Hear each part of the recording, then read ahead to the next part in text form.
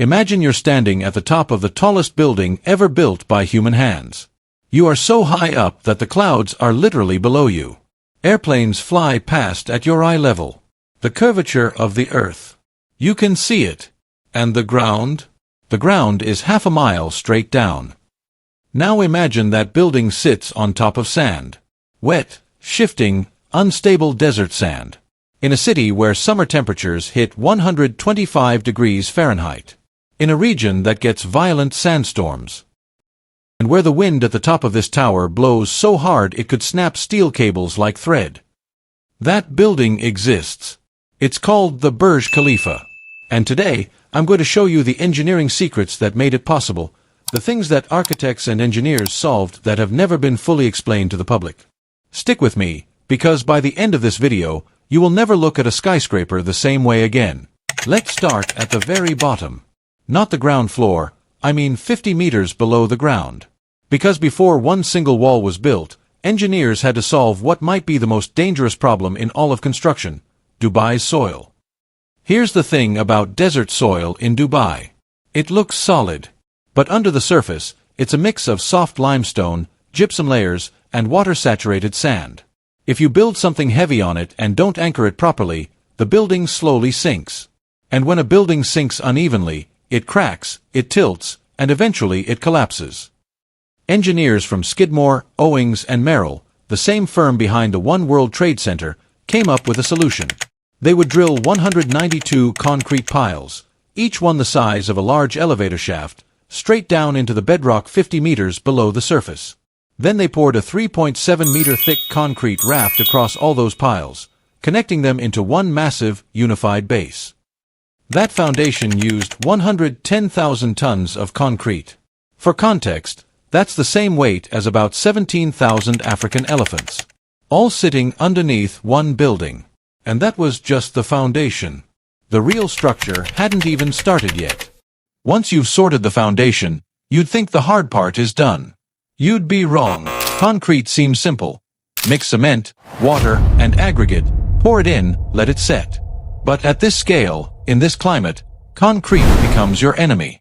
In Dubai's summer heat, concrete that's poured during the day begins to set too fast.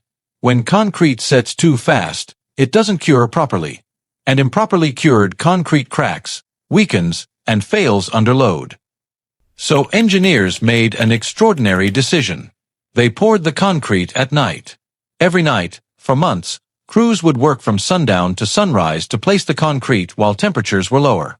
But that still wasn't enough. They added ice directly into the concrete mixture. Yes, literal ice. They also pre-cooled the water and used special chemical admixtures to slow the curing process. And they wrapped fresh concrete in insulated blankets to keep the temperature consistent while it set. This isn't something they teach in engineering textbooks.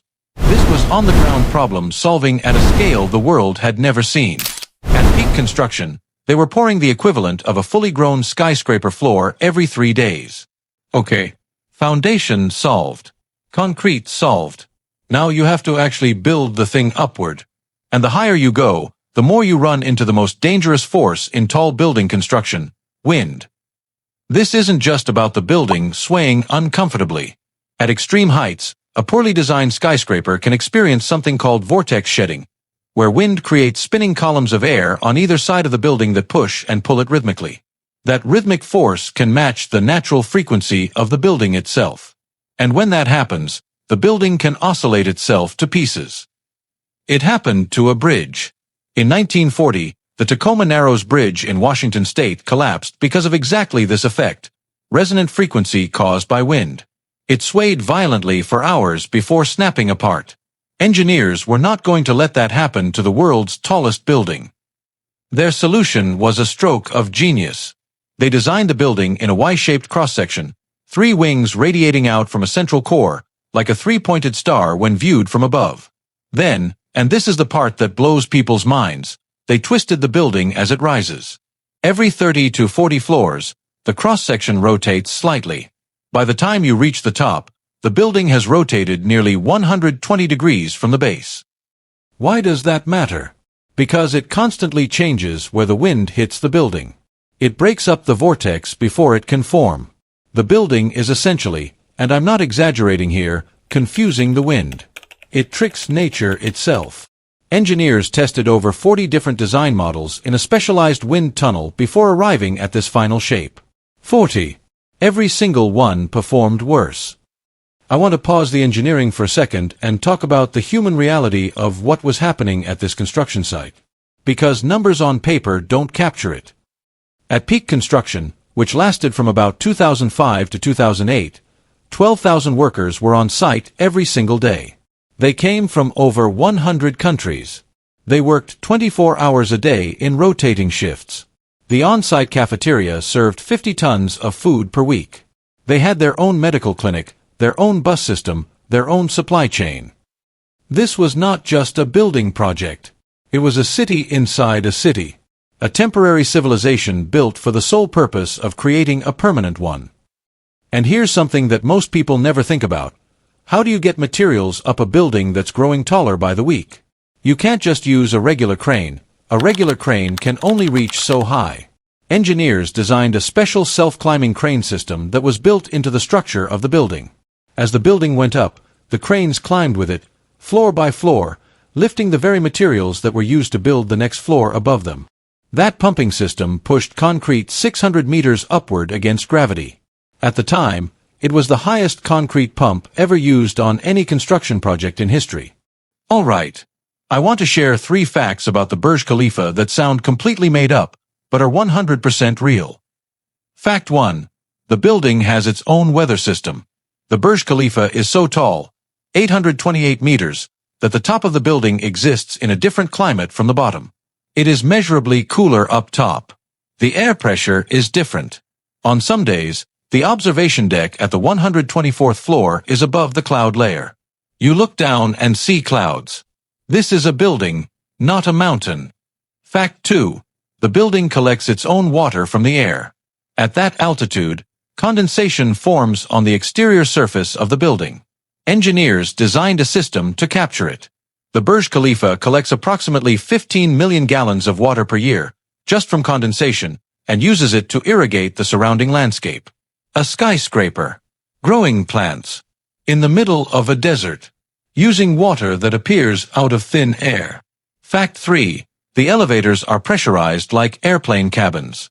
The building has 57 elevators, and the fastest ones travel at 40 miles per hour, from ground to the observation deck in about a minute.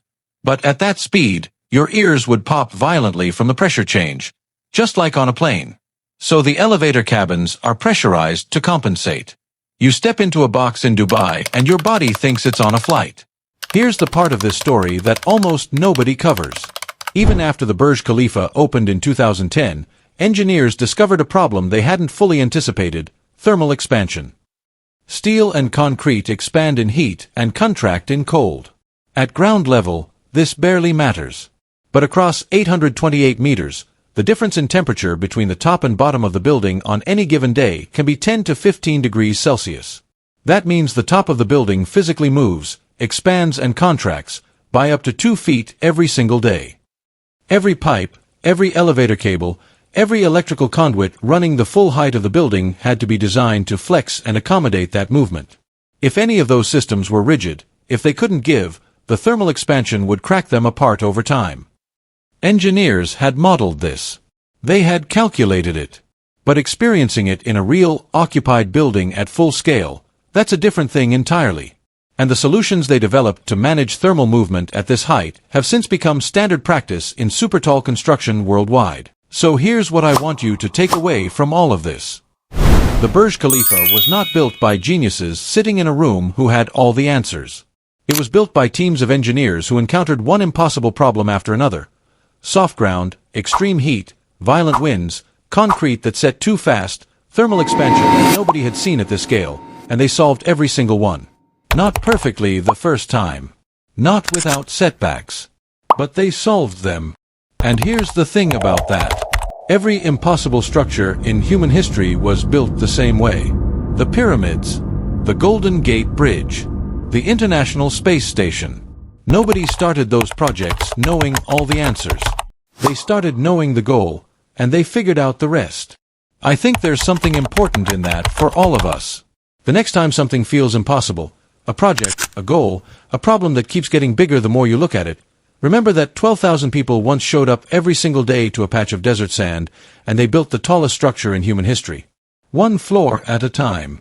If this video gave you something you didn't know before, drop it in the comments. Tell me which fact hit the hardest. And if you want to see how humanity pulled off another supposedly impossible structure, the next video is right up here. I'll see you there.